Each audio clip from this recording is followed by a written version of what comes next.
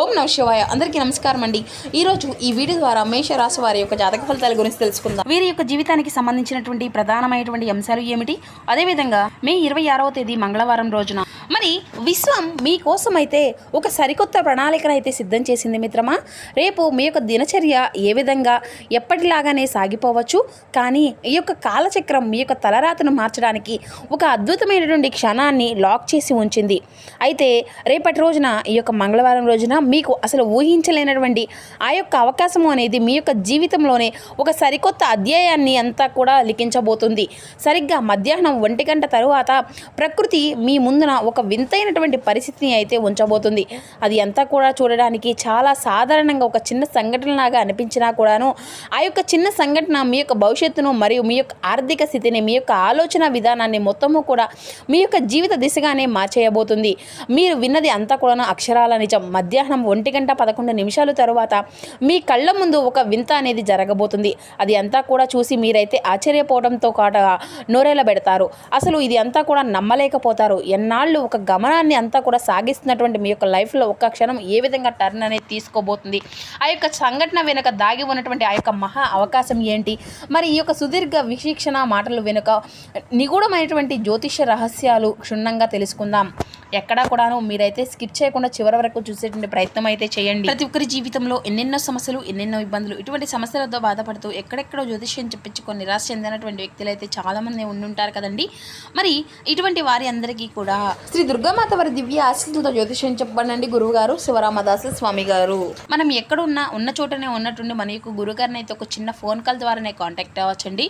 మన గురుగారి యొక్క కాంటాక్ట్ నెంబర్ వచ్చేసి 7989049722. అది మీకు ఏ విధమైనటువంటి సమస్య అయినా కావచ్చండి. కుటుంబం, వ్యాపారం, కోర్టు, విదేశీ ప్రయాణం, ఆరోగ్యం, రాజకీయం, ప్రేమ, పెళ్లి, ఆర్థికపరమైనటువంటి ఇబ్బందులు, భార్యాభర్తల మధ్య సమస్యలు, ఎటువంటి గుప్త సమస్యలకైనా కానీ మన యొక్క గురుగారి మీకైతే మంచి పరిష్కార మార్గం అయితే లభిస్తుందండి. మన యొక్క గురుగారు స్త్రీ పురుషులకు వశీకరణ చేయడంలో ఒక ప్రత్యేకమైన అనుభవం కలిగినటువంటి వ్యక్తులైనా చెప్పాలి. మీకున్నటువంటి ప్రతి సమస్య కూడాను మన యొక్క గురువుగారిచే 100% శాశ్వతమైన మార్గం అయితే మీకైతే ఖచ్చితంగా లభిస్తుందండి. సమస్య మీది, పరిష్కారం మన యొక్క గురువుగారిది. నమ్మకంతో ఒక్కసారి ప్రయత్నించి చూడండి. ఖచ్చితంగా మీకున్నటువంటి సమస్యల చిక్కుల వలన అయితే మీకు మీరుగా బయటపడినటువంటి వ్యక్తులు అవుతారు. ఇక ముఖ్యంగా వివరాల్లోకి వస్తే కనుక మేషరాశి అనేది రాశిలోని మొదటి రాశి. అశ్విని నక్షత్రం 1, 2, 3, 4 పాదాలు, భరణి నక్షత్రం 1, 2, 3, 4 పాదాలు, కృతికా నక్షత్రం 1వ పాదంలో జన్మించిన వ్యక్తులు ఈ యొక్క మేషరాశి పరిధిలోకి వస్తారు. ఈ యొక్క మేషరాశి అధిపతి కుజుడు. ఇక ఈ యొక్క రాశి వారి గురించి చెప్పాలంటేనండి, వీరిది లోకం అనేది చాలా విచిత్రంగా చూస్తూ ఉంటుందండి. ఎవరితోనూ కూడాను అంత త్వరగా కలవనటువంటి ప్రపంచంలో తాముకు తామే ఉంటారని, నిజానికి వీరి అంతా కూడా పరిశీలన శక్తి అనేది అంతా కూడాను అబ్జర్వేషన్ పవర్ అనేది కూడాను ఉన్నటువంటి వారు ఈ సృష్టిలోను ఎవరైనా ఉంటారు. కానీ మీ చుట్టూ ఉన్నటువంటి చిన్న చిన్న మార్పులను కూడాను మీ యొక్క మైండ్ను చాలా షార్ప్గాను క్యాచ్ చేసుకుంటూ ఉంటుందన్నమాట. ఈ యొక్క లోకాన్ని అందరూ కూడాను పెద్ద పెద్ద అవకాశాలుగా కోసం చూసేటువంటి అవకాశం వైపు చూస్తుంటే ఈ యొక్క రాశివారు మాత్రం భూమి మీద ఉన్నటువంటి చిన్న చిన్న విషయాలను అద్భుతాలుగా వెతుకుతూ ఉంటారన్నమాట.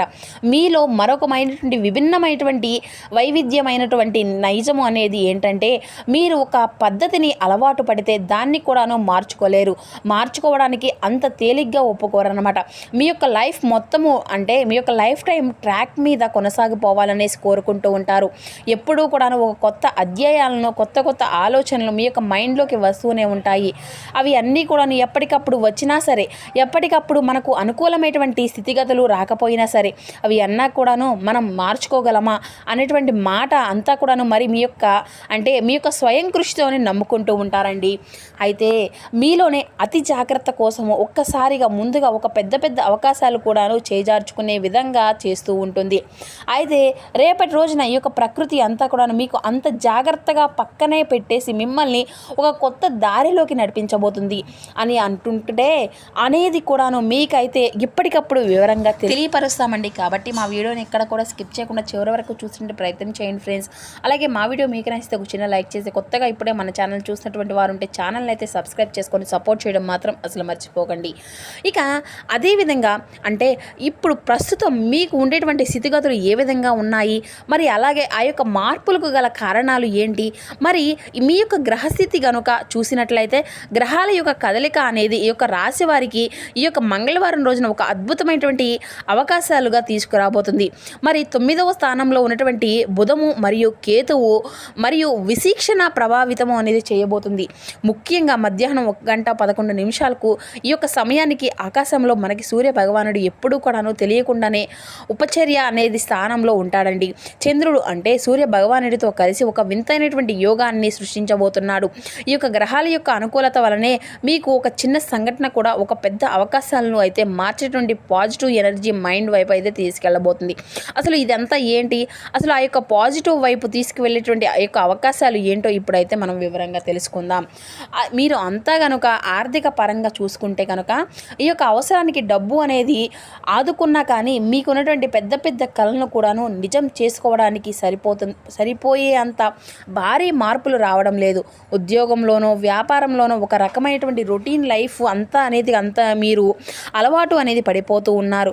కొత్తగా బ్రేక్ అనేది కోసం మనసు అనేది తీవ్రంగా తప్పిస్తూ ఉంది. మీకోసం నమ్మినటువంటి సిద్ధాంతాల వల్ల సమాజం మీకోసం మీకు చేసేటువంటి కొన్ని పనులు మీకు ఆశించినటువంటి విధంగా గౌరవాన్ని దక్కించే విధంగా చూస్తున్నాయి. ఈ విధంగా సందిగ్ధంలోనే ఆ యొక్క అదృష్టం ఎప్పుడు మారుతుంది అనేసి అయితే మీరు నిరీక్షించేటువంటి తరుణంలోనే ఈ యొక్క మంగళవారం మధ్యాహ్న కాలంలో చిన్న చప్పుడు మీ యొక్క తలుపును అనేది తట్టబోతున్నాయి. మరి ఇది అంతా కూడాను అసలు ఏంటి, ఆ యొక్క అపరిచిత వ్యక్తి లేదంటే ఆ యొక్క పరిచయం చేసుకుంటే అంటే తెచ్చేటువంటి మలుపు అన్నమాట.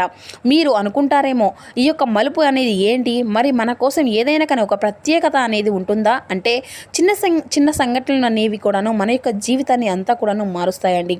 అందులో ఈ రోజున ఒక పరిచయం అనేది పాత పరిచయం తెచ్చేటువంటి మలుపు అనేది అన్ఎక్స్పెక్టెడ్గా మీ యొక్క దారిలో వెళ్తుండడంలోనో లేదంటే ఎక్కడో క్యాజువల్గా కూర్చునేటువంటి వ్యక్తి ఒక వ్యక్తి మీకు తారసపడవచ్చు. లేదంటే హఠాత్తుగా ఒక రాంగ్ నెంబర్ నుండి కాల్ అనేది లేదంటే పాత మిత్రుల నుండి వచ్చేటువంటి మెసేజ్ అనేది రావచ్చు.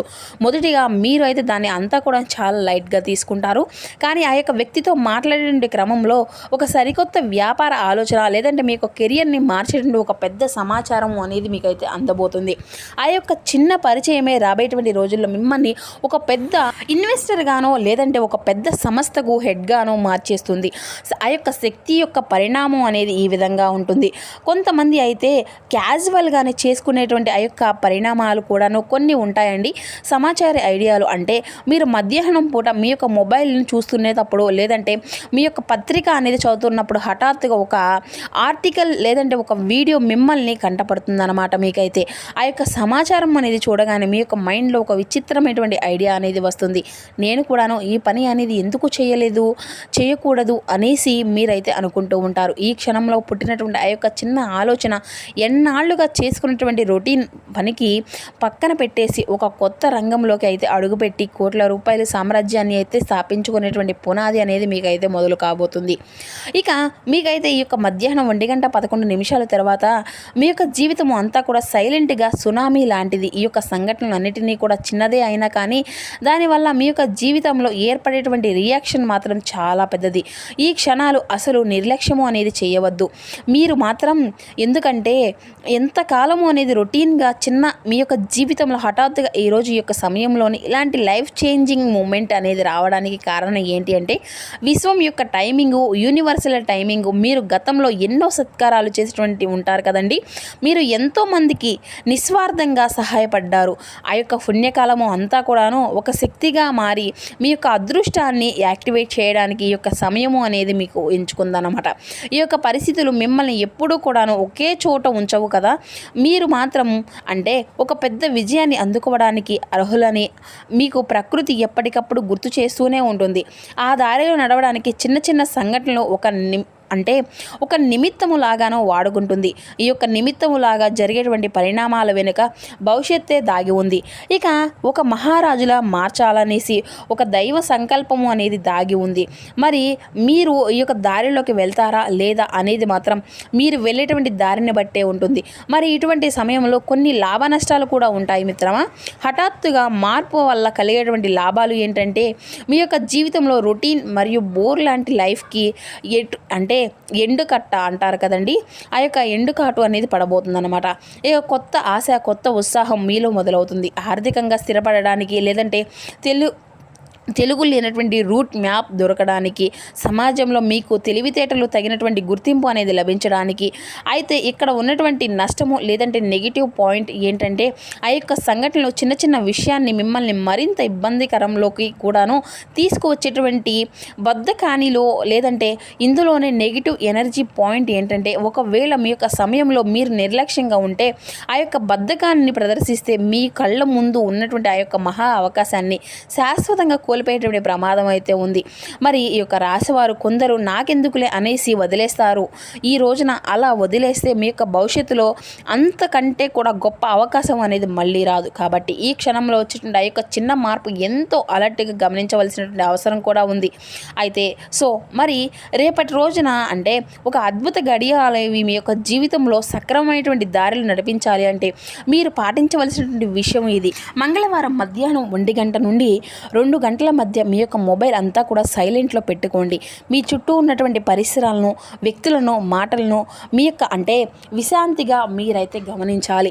మరి ఎవరైనా కానీ ఏదైనా కానీ కొత్త విషయం అనేది చెప్తుంటే విసుక్కోకండి, వినండి. ఈ యొక్క సమయాన్ని ఎవరితోనూ కూడా వాదనలకు దిగి మీ యొక్క మైండ్ని పాడు చేసుకోకండి.